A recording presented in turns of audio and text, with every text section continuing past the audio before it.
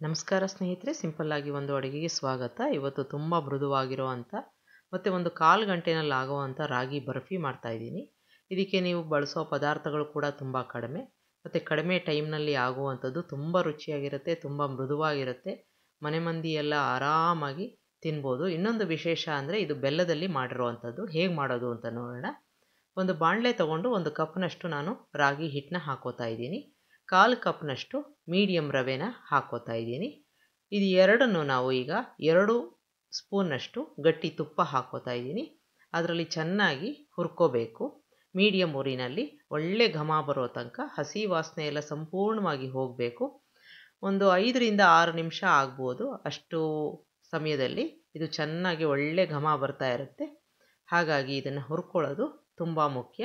ಈ ರಾಗಿ ಹಿಟ್ಟನ್ನ ನಾನು ರೆಡಿಮೇಡ್ ತಂದಿರೋ ಅಂಥದ್ದು. ಈಗ ನೋಡಿ, ಕಲರ್ ಕೂಡ ಚೇಂಜ್ ಆಗಿದೆ. ನಾವು ಹಾಕಿರೋ ಅಷ್ಟು ತುಪ್ಪ ಕೂಡ ಚೆನ್ನಾಗಿ ಕಾಣಿಸ್ತಾ ಇದೆ. ಒಳ್ಳೆ ವಾಸನೆ ಬರ್ತಾ ಇರುತ್ತೆ. ಸ್ವಿಚ್ ಆಫ್ ಮಾಡ್ಕೊಳ್ಳೋಣ. ಇಲ್ಲಿ ನಾನು ಬೆಲ್ಲ ಕರಗಿಸ್ಕೊತಾ ಇದ್ದೀನಿ. ಸುಮಾರು 1/4 ಕಪ್ನಷ್ಟು ಬೆಲ್ಲ ಹಾಕ್ಕೊಂಡು 2 ಕಪ್ನಷ್ಟು ನೀರು ಹಾಕ್ಕೋಬೇಕು. ಯಾವ ಕಪ್ನಲ್ಲಿ ನೀವು ರಾಗಿ ಹಿಟ್ಟು ತೊಗೊಂಡಿರ್ತೀರ ಅದೇ ಕಪ್ನಲ್ಲಿ ನೀರನ್ನ ಹಾಕ್ಕೋಬೇಕು. 1/4 ನಾನು ಬೆಲ್ಲ ಹಾಕ್ಕೊಂಡಿದ್ದೀನಿ. ನಿಮಗೆ ಸಿಹಿ ಇನ್ನೊಂದು ಸ್ವಲ್ಪ ಜಾಸ್ತಿ ಬೇಕು ಅಂತಂದರೆ ಇನ್ನೊಂದು 1/4 ಕಪ್ನಷ್ಟು ಹಾಕ್ಕೋಬೋದು. ಚೆನ್ನಾಗಿ ಕುದೀತಾ ಇದೆ.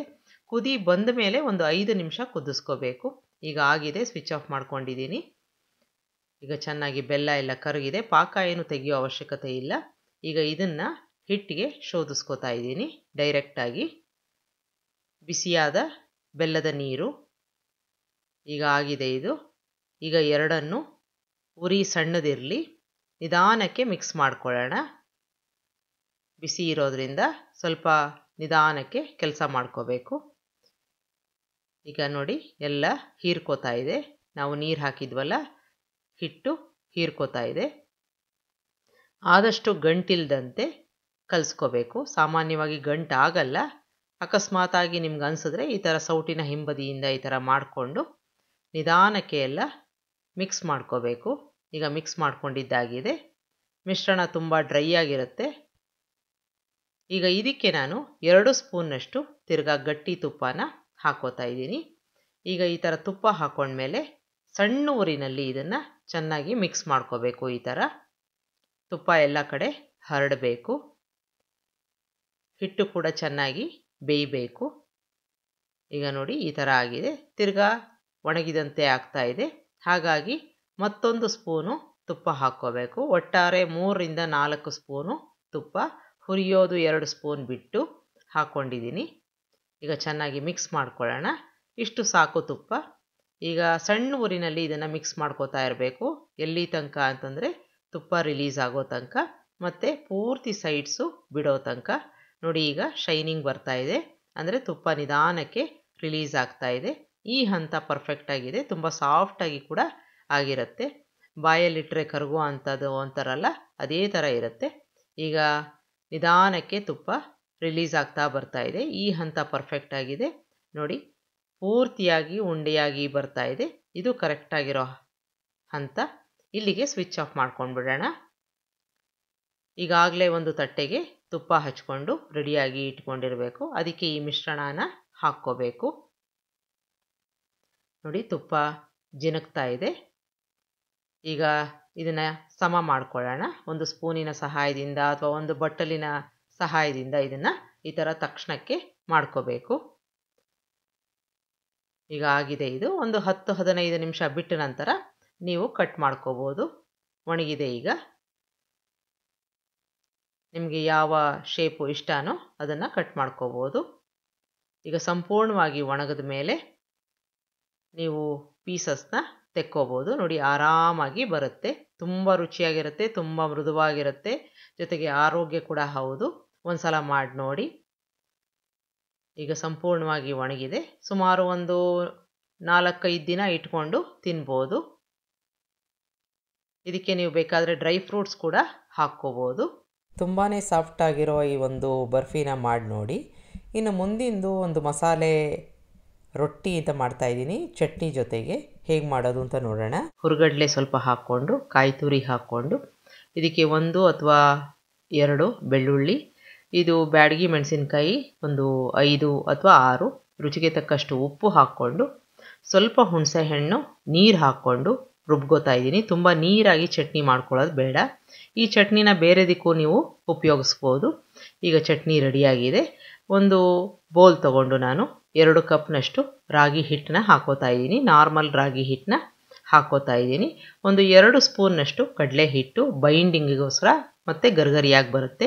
ಒಂದು ಈರುಳ್ಳಿ ಸಣ್ಣದಾಗಿ ಹೆಚ್ಚಿರೋ ಅಂಥದ್ದು, ಕ್ಯಾಪ್ಸಿಕಮ್ಮು ಸಣ್ಣದಾಗಿ ಹೆಚ್ಚಿರೋ ಅಂಥದ್ದು, ಕೆಂಪು ಕಲರ್ ಸಿಕ್ಕಿದ್ರೆ ಅದನ್ನು ಹಾಕ್ಕೊಳ್ಳಿ.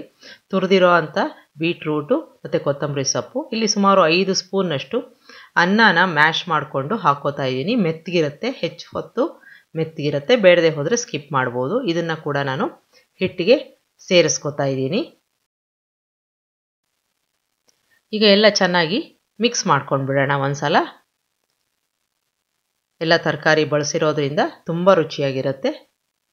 ಈಗ ಮಿಕ್ಸ್ ಮಾಡ್ಕೊಂಡಿದ್ದಾಗಿದೆ. ನಾವು ಮಾಡ್ಕೊಂಡಿದ್ವಲ್ಲ ಚಟ್ನಿ, ಅದರಲ್ಲಿ ಸುಮಾರು ಒಂದು 4ರಿಂದ 5 ಸ್ಪೂನು ಹಾಕ್ಕೋಬೇಕು. ಉಪ್ಪು ಈಗಾಗಲೇ ಇದಕ್ಕೆ ಇದೆ, ಹಾಗಾಗಿ ನೋಡಿಕೊಂಡು ಅಡ್ಜಸ್ಟ್ ಮಾಡಿಕೊಂಡು ಹಾಕ್ಕೋಬೇಕು. ಚಟ್ನಿನಲ್ಲಿ ಉಪ್ಪಿರೋದ್ರಿಂದ ಈಗ ಚಟ್ನಿ ಸಮೇತ ಎಲ್ಲನೂ ಚೆನ್ನಾಗಿ ಮಿಕ್ಸ್ ಮಾಡ್ಕೋತಾ ಇದ್ದೀನಿ. ಈಗ ಆಗಿದೆ. ಇದು ಸ್ವಲ್ಪ ತೇವಾಂಶ ಇದೆ, ಹಾಗಾಗಿ ನೋಡಿಕೊಂಡು ಎಷ್ಟು ಬೇಕೋ ಅಷ್ಟು ನೀರನ್ನ ಹಾಕ್ಕೊಂಡು ಹಿಟ್ಟನ್ನ ಕಲಿಸ್ಕೋಬೇಕು. ಒಂದು 1/4 ಲೋಟ ಸಾಕಾಗ್ಬೋದು. ಈಗ ಚೆನ್ನಾಗಿ ಈ ಥರ ಮಿಕ್ಸ್ ಮಾಡ್ಕೋಬೇಕು. ನಾರ್ಮಲಾಗಿ ರೊಟ್ಟಿ ಹಿಟ್ಟು ಕಲಿಸ್ತೀವಲ್ಲ ಆ ಥರ ಆಗಿದೆ. ಈಗ ಇದನ್ನು ಪೂರ್ತಿಯಾಗಿ ನಾವು ಡಿವೈಡ್ ಮಾಡ್ಕೊಳ್ಳೋಣ. ಎಷ್ಟು ಸೈಜಿನ ರೊಟ್ಟಿ ಬೇಕೋ ಅಷ್ಟು ಹಿಟ್ಟನ್ನ ನಾನು ತಗೋತಾ ಇದ್ದೀನಿ. ಈ ಬೀಟ್ರೂಟ್ ಹಾಕಿರೋದ್ರಿಂದ ಸ್ವಲ್ಪ ಡಾರ್ಕ್ ಆಗಿ ಕಲರ್ ಬಂದಿರುತ್ತೆ, ತುಂಬ ರುಚಿಯಾಗಿರುತ್ತೆ. ಒಂದ್ಸಲ ಮಾಡಿ ನೋಡಿ. ಈಗ ನಾನು ತವಕ್ಕೆ 1ರಿಂದ 2 ಸ್ಪೂನ್ನಷ್ಟು ಎಣ್ಣೆ ಹಾಕ್ಕೊಂಡು ಅದರಲ್ಲಿ ಒಂದು ಭಾಗ ತಗೊಂಡು, ಹಿಟ್ಟಿನ ಒಂದು ಭಾಗ ತಗೊಂಡು ಎಷ್ಟು ತೆಳ್ಳಗಾಗುತ್ತೋ ಅಷ್ಟು ತೆಳ್ಳಗೆ ಇದನ್ನು ತಟ್ಕೋಬೇಕು.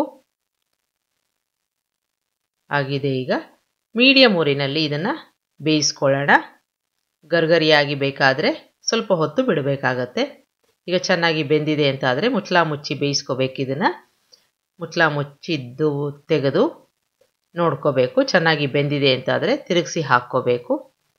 ಸ್ವಲ್ಪ ಹೊತ್ತು ಬಿಟ್ಟರೆ ಅದು ಗರ್ಗರಿಯಾಗಿ ಇರುತ್ತೆ. ಈಗ ತಿರುಗಿಸಿ ಹಾಕ್ಕೊಂಡಿದ್ದೀನಿ. ಈಗ ಎರಡೂ ಕಡೆ ಬೆಂದಿದ್ದಾದರೆ ಇದನ್ನು ನೀವು ಸರ್ವ್ ಮಾಡ್ಕೋಬೋದು. ತುಂಬ ರುಚಿಯಾಗಿರುತ್ತೆ. ಎಲ್ಲ ತರಕಾರಿಗಳು ಕೂಡ ಇದರಲ್ಲಿ ಇದೆ. ಮಕ್ಕಳಿಗೆ ಮತ್ತು ದೊಡ್ಡವರಿಗೆ ತುಂಬ ಮೆತ್ತಗೆ ಮತ್ತು ಗರ್ಗರಿಯಾಗಿ ಚೆನ್ನಾಗಿರುತ್ತೆ. ಉಪ್ಪಿನಕಾಯಿ ಮತ್ತು ಬೆಣ್ಣೆ ಜೊತೆ ಸರ್ವ್ ಮಾಡಿ. ಇನ್ನು ಮುಂದಿಂದು ರಾಗಿ ಇಡ್ಲಿ ಅಂತ ತುಂಬ ಸಾಫ್ಟ್ ಆಗಿರೋ ಅಂಥದ್ದು, ತುಂಬ ಚೆನ್ನಾಗಿರುತ್ತೆ. ಬೆಳಗಿನ ತಿಂಡಿಗೆ ತುಂಬ ಸೂಕ್ತವಾದದ್ದು. ಹೇಗೆ ಮಾಡೋದು ಅಂತ ನೋಡೋಣ. ಮೊದಲನೇದಾಗಿ 3 ಕಪ್ನಷ್ಟು ರಾಗಿನ ಒಂದು ಪಾತ್ರೆಗೆ ಹಾಕೋತಾ ಇದ್ದೀನಿ. ಇದನ್ನು ಚೆನ್ನಾಗಿ 2ರಿಂದ 3 ಬಾರಿ ತೊಳ್ಕೋಬೇಕು. ಯಾಕೆ ಅಂತಂದರೆ ಧೂಳು ಮಣ್ಣು ತುಂಬ ಇರುತ್ತೆ. ಹಾಗಾಗಿ ಚೆನ್ನಾಗಿ ತೊಳ್ಕೊಂಡು ಇದನ್ನು ಸಾಕಷ್ಟು ನೀರು ಹಾಕಿ ನೆನೆಸ್ಕೋಬೇಕು. ಸುಮಾರು 4 ಗಂಟೆ ಕಾಲ ನೆಂದರೆ ಸಾಕಾಗುತ್ತೆ. ಈಗ 1 ಕಪ್ನಷ್ಟು ಉದ್ದಿನ ಬೇಳೆ, ಅದನ್ನು ಕೂಡ ಚೆನ್ನಾಗಿ ತೊಳ್ಕೊಂಡು ನೆನೆಸ್ಕೋತಾ ಇದ್ದೀನಿ. ಈಗ ಮತ್ತೊಂದು ಪಾತ್ರೆಗೆ 1 ಕಪ್ನಷ್ಟು ಇಡ್ಲಿ ಅಕ್ಕಿನ ಹಾಕ್ಕೊಂಡು ಅರ್ಧ ಟೀ ಸ್ಪೂನಷ್ಟು ಮೆಂತ್ಯನ ಹಾಕ್ಕೊಂಡು ಅದನ್ನು ಸಹ ಚೆನ್ನಾಗಿ ತೊಳ್ಕೊಂಡು ನೆನೆಸ್ಕೋತಾ ಇದ್ದೀನಿ. ರಾಗಿ, ಉದ್ದಿನ ಬೇಳೆ ಮತ್ತು ಅಕ್ಕಿ, ಮೆಂತ್ಯ ಎಲ್ಲವೂ 4 ಗಂಟೆ ಕಾಲ ಮಿನಿಮಮ್ ನೆಂದರೆ ಚೆನ್ನಾಗಿರುತ್ತೆ. ಈಗ ಮೊದಲನೇದಾಗಿ ನಾನು ಉದ್ದಿನ ಬೇಳೆನ ರುಬ್ಕೋತಾ ಇದ್ದೀನಿ. ಪೂರ್ತಿ ನುಣ್ಣಗೆ ರುಬ್ಕೋಬೇಕು. ಗ್ರೈಂಡರಲ್ಲಿ ರುಬ್ಕೋತಾ ಇದ್ದೀನಿ. ನೀವು ಬೇಕಾದರೆ ಮಿಕ್ಸಿನಲ್ಲಿ ರುಬ್ಕೋಬೋದು. ಅದಾದ ನಂತರ ರಾಗಿ ಮತ್ತು ಅಕ್ಕಿನ ಹಾಕ್ಕೊಂಡು ನುಣ್ಣಗೆ ರುಬ್ಕೋತಾ ಇದ್ದೀನಿ. ಮಧ್ಯದಲ್ಲಿ ಬೇಕಾದರೆ ನೀವು ಸ್ವಲ್ಪ ನೀರನ್ನು ಬೆರೆಸ್ಕೊಂಡು ರುಬ್ಕೋಬೋದು. ರುಚಿಗೆ ತಕ್ಕಷ್ಟು ಉಪ್ಪನ್ನು ಹಾಕ್ಕೊಂಡು ರುಬ್ಕೋತಾ ಇದ್ದೀನಿ. ಈಗ ರುಬ್ಕೊಂಡಿದ್ದಾಗಿದೆ. ಒಂದು ಪಾತ್ರೆಗೆ ಹಾಕ್ಕೊಂಡು ಫರ್ಮೆಂಟ್ ಆಗೋಕ್ಕೆ ಬಿಡಬೇಕು. ಸುಮಾರು 7ರಿಂದ 8 ಗಂಟೆ ಕಾಲ ಇದು ಚೆನ್ನಾಗಿ ಫರ್ಮೆಂಟ್ ಆಗಬೇಕು. ಈಗ ಫರ್ಮೆಂಟ್ ಆಗಿದೆ, ಚೆನ್ನಾಗಿ ಹುದುಗ್ ಬಂದಿದೆ. ಇದನ್ನು ನೀವು ಇಡ್ಲಿ ಅಥವಾ ದೋಸೆನ ಮಾಡ್ಕೋಬೋದು. ಇಡ್ಲಿ ಪಾತ್ರೆನಲ್ಲಿ ಕೂಡ ನೀವು ಮಾಡ್ಕೋಬೋದು. ನಾನಿಲ್ಲಿ ಒಂದು ಲೋಟದಲ್ಲಿ ಮಾಡ್ಕೋತಾ ಇದ್ದೀನಿ. ಇಡ್ಲಿ ಹಿಟ್ಟು ಗಟ್ಟಿಯಾಗಿದೆ ಅಂತ ಆದರೆ ಸ್ವಲ್ಪ ನೀರನ್ನು ಬೆರೆಸ್ಕೊಂಡು ತೆಳ್ಳಗೆ ಮಾಡ್ಕೋಬೋದು. ಈಗ ಇಡ್ಲಿ ಮಾಡ್ಕೊಳ್ಳೋಣ. ಈ ಥರ ಲೋಟ ತಗೊಂಡಿದ್ದೀನಿ. ಅದಕ್ಕೆ ಸ್ವಲ್ಪ ಎಣ್ಣೆನ ಹಚ್ಕೊಂಡು ಇದಕ್ಕೆ 3/4 ಹಿಟ್ಟನ್ನು ಹಾಕೋತಾ ಇದ್ದೀನಿ. ಈಗಾಗಲೇ ನೀರು ಕಾಯಕ್ಕೆ ಇಟ್ಟಿದ್ದು ಅದರಲ್ಲಿ ಈ ಲೋಟಗಳನ್ನ ಇಟ್ಟು ನಾರ್ಮಲ್ಲಾಗಿ ನಾವು ಇಡ್ಲಿ ಸ್ಟೀಮ್ ಮಾಡ್ಕೋತೀವಲ್ಲ ಅದೇ ರೀತಿಯಾಗಿ ಮಾಡ್ಕೋಬೇಕು. ಸುಮಾರು 8ರಿಂದ 10 ನಿಮಿಷ ಮೀಡಿಯಂ ಉರಿನಲ್ಲಿ ಸ್ಟೀಮ್ ಮಾಡ್ಕೊಳ್ಳೋಣ. ಈಗ ಆಗಿದೆ ಇದು. ಸ್ವಿಚ್ ಆಫ್ ಮಾಡಿಕೊಂಡು ತೆಕ್ಕೊಂಡು ಒಂದು 10 ಸೆಕೆಂಡಿನ ನಂತರ ಇದನ್ನು ತೆಕ್ಕೊಳ್ಳೋಣ. ಈ ಥರ ಮಾಡಿದಾಗ ಸರಾಗವಾಗಿ ಬರುತ್ತೆ. ಇದೇ ರೀತಿಯಾಗಿ ಎಲ್ಲವನ್ನು ತೆಕ್ಕೊಂಡು ಬಿಸಿಯಾಗಿ ಯಾವುದಾದ್ರೂ ಒಂದು ಚಟ್ನಿ ಜೊತೆ ಸರ್ವ್ ಮಾಡ್ಬೋದು. ತುಂಬ ಚೆನ್ನಾಗಿರುತ್ತೆ. ತುಂಬ ಆರೋಗ್ಯಕರವಾದ ಒಂದು ಬೆಳಗಿನ ತಿಂಡಿ. ಒಂದ್ಸಲ ಮಾಡಿ ನೋಡಿ. ಆರೋಗ್ಯಕರವಾದ ಒಂದು ತಿಂಡಿ ರೆಡಿ ಆಯಿತು. ಇನ್ನು ಮುಂದಿಂದು ಅಷ್ಟೇ ರುಚಿಯಾಗಿರೋ ಅಂಥ ತುಂಬ ಮೃದುವಾಗಿರೋ ಅಂಥ ಒಂದು ರಾಗಿ ಹಲ್ವಾ ಅಂತ. ಅದು ಕೂಡ ನಾನು ಬೆಲ್ಲದಿಂದ ಮಾಡಿರುವಂಥದ್ದು. ತುಂಬ ಸಾಫ್ಟಾಗಿ ತುಂಬ ಆರೋಗ್ಯಕರವಾದ ಒಂದು ಹಲ್ವಾ ಹೇಗೆ ಮಾಡೋದು ಅಂತ ನೋಡೋಣ. ಒಂದು ಬಾಣಲೆಗೆ 1 ಕಪ್ನಷ್ಟು ರಾಗಿ ಹಿಟ್ಟನ್ನು ಹಾಕ್ಕೊಂಡಿದ್ದೀನಿ. 2 ಟೇಬಲ್ ಸ್ಪೂನ್ನಷ್ಟು ಕಡಲೆ ಹಿಟ್ಟನ್ನು ಹಾಕ್ಕೊಂಡಿದ್ದೀನಿ. 1 ಟೇಬಲ್ ಸ್ಪೂನ್ನಷ್ಟು ಉಪ್ಪಿಟ್ಟಿನ ರವೆ ಇರುತ್ತಲ್ಲ ಅದನ್ನು ಹಾಕ್ಕೊಂಡಿದ್ದೀನಿ. ಈ ಮೂರನ್ನು ಸುಮಾರು ಒಂದು 5 ನಿಮಿಷ ಚೆನ್ನಾಗಿ ಬಿಸಿ ಆಗೋ ತನಕ ಹುರ್ಕೋಬೇಕು. ಇದಕ್ಕೆ ತುಪ್ಪ ಆಗಲಿ ಎಣ್ಣೆ ಆಗಲಿ ಹಾಕೋ ಅವಶ್ಯಕತೆ ಇಲ್ಲ. ಈಗ ಇದು ಚೆನ್ನಾಗಿ ಬಿಸಿಯಾಗಿ ಈ ಥರ ಉದುರುದುರಾಗಿ ಆಗಬೇಕು. ಅದುವರ ತನಕ ಹುರ್ಕೊಳ್ಳೋದು ತುಂಬ ಮುಖ್ಯ. ಸುಮಾರಾಗಿ ಒಂದು ಪರಿಮಳ ಬರ್ತಾ ಇರುತ್ತೆ, ಅಷ್ಟಾದರೆ ಸಾಕು. ಈಗ ಇದಕ್ಕೆ ನಾನು 4 ಸ್ಪೂನ್ನಷ್ಟು ತುಪ್ಪನ ಹಾಕ್ಕೋತಾ ಇದ್ದೀನಿ. ಒಂದು ಅರ್ಧ ಕಪ್ನಷ್ಟು ನಾನು ತುಪ್ಪನ ತಗೋತಿದ್ದೀನಿ. ಅದನ್ನು ಮಧ್ಯೆ ಮಧ್ಯೆ ಈ ರೀತಿಯಾಗಿ ಉಪಯೋಗಿಸ್ತಾ ಇದ್ದೀನಿ. ಈಗ 4 ಸ್ಪೂನ್ನಷ್ಟು ತುಪ್ಪ ಹಾಕ್ಕೊಂಡು ಮತ್ತೆ ಹುರ್ಕೋಬೇಕು. ಈಗ ಸಂಪೂರ್ಣವಾಗಿ ಅದು ಕಲರ್ ಚೇಂಜ್ ಆಗುತ್ತೆ, ಜೊತೆಗೆ ಒಳ್ಳೆ ಪರಿಮಳ ಬರ್ತಾ ಇರುತ್ತೆ. ಅದುವರ ತನಕ ಇದನ್ನು ಹುರ್ಕೊಳ್ಳೋದು ತುಂಬ ಮುಖ್ಯ. ಇದು ಸುಮಾರು ಒಂದು 5 ನಿಮಿಷ ಆಗ್ಬೋದು. ಈ ಥರ ಉಂಡೆಗಳ ಥರ ಆಗಿ ಆನಂತರ ಸುಮಾರಾಗಿ ಕಲರ್ ಚೇಂಜ್ ಆಗಿ ಒಳ್ಳೆ ಪರಿಮಳ ಬರೋ ತನಕ ಹುರ್ಕೊಳ್ಳೋದು ತುಂಬ ಮುಖ್ಯ. ನೋಡಿ, ಈಗ ಕಲರ್ ಚೇಂಜ್ ಆಗಿದೆ, ಉದುರುದುರಾಗಿ ಆಗಿದೆ.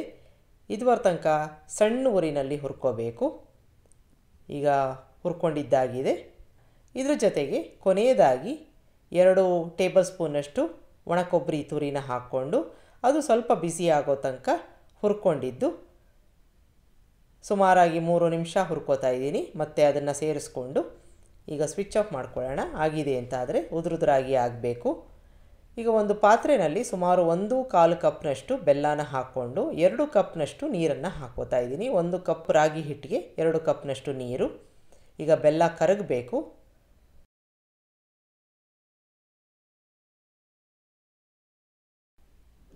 ಈಗ ನಾವು ಈ ಥರ ಕೈ ಆಡಿಸ್ಕೊಳ್ಳೋಣ. ಸಂಪೂರ್ಣವಾಗಿ ಕರಗಬೇಕು. ಆಮೇಲೆ ನಾನು ಶೋಧಿಸ್ಕೋತಾ ಇದ್ದೀನಿ. ಈಗ ಸಂಪೂರ್ಣವಾಗಿ ಕರಗಿದೆ. ಈಗ ಕುದಿ ಬರೋಕ್ಕೆ ಶುರುವಾದ ಮೇಲೆ ಸುಮಾರು 1 ನಿಮಿಷ ಇದನ್ನು ಕುದಿಸ್ಕೋಬೇಕು. ಈಗ ಚೆನ್ನಾಗಿ ಕುದೀತಾ ಇದೆ. 1 ನಿಮಿಷ ಕಾಲ ಈ ಥರ ಕುದಿಸ್ಕೋಬೇಕು. ಪಾಕ ತೆಗೆಯೋ ಅವಶ್ಯಕತೆ ಇಲ್ಲ, ಚೆನ್ನಾಗಿ ಕುದಿಸ್ಕೊಂಡ್ರೆ ಸಾಕು. ಸ್ವಿಚ್ ಆಫ್ ಮಾಡ್ಕೋತಾ ಇದ್ದೀನಿ. ಈಗ ನಾವು ಬೇಕಾದ ಒಂದು ಡ್ರೈ ಫ್ರೂಟ್ಸ್ನ ತುಪ್ಪದಲ್ಲಿ ಕರ್ಕೊಂಬಿಡೋಣ. ಅದಕ್ಕೆ ಸುಮಾರು 3 ಸ್ಪೂನ್ನಷ್ಟು ತುಪ್ಪ ಹಾಕ್ಕೋತಾ ಇದ್ದೀನಿ. ನಾನು ಮೊದಲೇ ಹೇಳಿದಾಗೆ ಅರ್ಧ ಕಪ್ನಷ್ಟು ತುಪ್ಪನ ಆಗಾಗ್ಗೆ ಈ ರೀತಿಯಾಗಿ ಉಪಯೋಗಿಸ್ಕೋತಾ ಇದ್ದೀನಿ. ಈಗ ಇಲ್ಲಿ ಗೋಡಂಬಿ ಮತ್ತು ಬಾದಾಮಿನ ಹಾಕ್ಕೊಂಡಿದ್ದೀನಿ. ನಿಮಗೆ ಯಾವ ಡ್ರೈ ಫ್ರೂಟ್ ಇಷ್ಟನೋ ಅದನ್ನು ಹಾಕ್ಕೋಬೋದು. ಈಗ ನಾವೀಗಾಗಲೇ ಕರಗಿಸ್ಕೊಂಡಿರೋ ಬೆಲ್ಲದ ನೀರನ್ನು ಈ ರಾಗಿ ಹಿಟ್ಟಿಗೆ ಹಾಕ್ಕೋತಾ ಇದ್ದೀನಿ. ಸಣ್ಣ ಊರಿನಲ್ಲಿ ಇದನ್ನು ಮಿಕ್ಸ್ ಮಾಡ್ಕೋತಾ ಹೋಗಬೇಕು. ಗಂಟುಗಳಾಗಲ್ಲ, ಯಾಕೆಂದರೆ ನಾವು ಚೆನ್ನಾಗಿ ಹುರಿದಿರ್ತೀವಿ. ಹಾಗಾಗಿ ಯಾವುದೇ ಒಂದು ಆತಂಕ ಬೇಡ. ನಿಧಾನಕ್ಕೆ ಈ ಥರ ಮಿಕ್ಸ್ ಮಾಡ್ಕೋತಾ ಇರಬೇಕು. ಕ್ರಮೇಣ ಅದು ಗಟ್ಟಿಯಾಗ್ತಾ ಬರುತ್ತೆ. ಕೈ ಬಿಡದ ಹಾಗೆ ಈ ಥರ ಮಿಕ್ಸ್ ಮಾಡ್ಕೊಳ್ಳೋದು ತುಂಬ ಮುಖ್ಯ. ಈಗ ಮಧ್ಯದಲ್ಲಿ ನಾನು 2 ಸ್ಪೂನ್ನಷ್ಟು ತುಪ್ಪ ಹಾಕ್ಕೋತಾ ಇದ್ದೀನಿ. ಮತ್ತೆ ಕೈ ಬಿಡದ ಹಾಗೆ ಅದನ್ನು ಮಿಕ್ಸ್ ಮಾಡ್ಕೋತಾ ಇರಬೇಕು. ಕ್ರಮೇಣ ಅದು ಗಟ್ಟಿಯಾಗಿ ಸೈಡ್ಸ್ ಎಲ್ಲ ಬಿಡಬೇಕು. ಅದುವರ ತನಕ ಸಣ್ಣ ಊರಿನಲ್ಲಿ ಈ ಥರ ಕೈ ಆಡಿಸ್ಕೋತಾ ಇರಬೇಕು. ಈಗ ಮತ್ತೆ ಸ್ವಲ್ಪ ಕಲರು ಗಾಢವಾಗಿ ಆಗ್ತಾಯಿದೆ, ಜೊತೆಗೆ ಗಟ್ಟಿ ಆಗ್ತಾಯಿದೆ. ಈ ಥರ ಕೈ ಆಡಿಸ್ಕೋತಾ ಇರಬೇಕು. ಈಗ ನೋಡಿ, ಸುಮಾರಾಗಿ ಗಟ್ಟಿಯಾಗಿದೆ, ಆದರೆ ಇನ್ನೂ ಹಲ್ವಾ ಒಂದು ಸ್ಟೇಜ್ಗೆ ಬಂದಿಲ್ಲ. ಈಗ ಮತ್ತೆ ಗಟ್ಟಿ ಆಗ್ತಾಯಿದೆ. ಇನ್ನೇನು ಕೊನೆ ಹಂತಕ್ಕೆ ಬಂದಿದ್ದೀವಿ. ಈಗ ನಾವೀಗಾಗಲೇ ಕರ್ಕೊಂಡಿರೋ ಡ್ರೈ ಫ್ರೂಟ್ಸ್ನ ಹಾಕ್ಕೋತಾ ಇದ್ದೀನಿ, ಏಲಕ್ಕಿ ಪುಡಿ ಹಾಕ್ಕೋತಾ ಇದ್ದೀನಿ. ಮಿಕ್ಸ್ ಮಾಡ್ಕೋತಾ ಇರೋಣ. ಸಂಪೂರ್ಣವಾಗಿ ತಳ ಬಿಡಬೇಕು, ಮೃದುವಾಗಿ. ಜೊತೆಗೆ ತುಪ್ಪ ಕೂಡ ರಿಲೀಸ್ ಆಗುತ್ತೆ. ಅದುವರ ತನಕ ಇದನ್ನು ಈ ಥರ ಮಿಕ್ಸ್ ಮಾಡ್ಕೋತಾ ಇರಬೇಕು. ಈಗ ನೋಡಿ ತಳ ಬಿಟ್ಟಿದೆ. ಈ ಥರ ಮಾಡಿದಾಗ ಒಂದು ಇಡಿಯಾಗಿ ಉಂಡೆಯಾಗಿ ಬರುತ್ತೆ. ಅದುವರ ತನಕ ಇದನ್ನು ಮಾಡ್ಕೋಬೇಕು. ಇದು ಪರ್ಫೆಕ್ಟಾಗಿರೋ ಒಂದು ಕನ್ಸಿಸ್ಟೆನ್ಸಿ. ತುಂಬ ಮೃದುವಾಗಿ, ಸಿಲ್ಕಿಯಾಗಿ ಮತ್ತು ತುಪ್ಪ ಕೂಡ ರಿಲೀಸ್ ಆಗಿದೆ. ಸ್ವಿಚ್ ಆಫ್ ಮಾಡ್ಕೊಂಡಿದ್ದೀನಿ. ಈ ಥರ ತಗೊಂಡು ಹಾಕಿದಾಗ ಅದೇ ಶೇಪಲ್ಲಿ ಬರುವಂಥದ್ದು, ಅಂದರೆ ಅಂಟ್ಕೊಳ್ಳಲ್ಲ. ತುಂಬ ಸಾಫ್ಟಾಗಿ, ತುಂಬ ಮೃದುವಾಗಿ, ತುಂಬ ರುಚಿಯಾಗಿ ಇರೋ ಒಂದು ಹಲ್ವಾ ರೆಡಿ ಆಯಿತು. ರಾಗಿ ಹಲ್ವಾ ತುಂಬ ರುಚಿಯಾಗಿರುತ್ತೆ. ಒಂದು ಸಲ ಮಾಡಿ ನೋಡಿ. ತುಂಬ ಸರಳವಾದದ್ದು. ನಿಮಗೆ ರೆಸಿಪಿ ಇಷ್ಟ ಆದಲ್ಲಿ ಲೈಕ್ ಮಾಡಿ, ಶೇರ್ ಮಾಡಿ, ಕಮೆಂಟ್ ಮಾಡಿ. ನನ್ನ ಚಾನಲ್ಗೆ ಸಬ್ಸ್ಕ್ರೈಬ್ ಮಾಡಿ. ನಮಸ್ಕಾರ.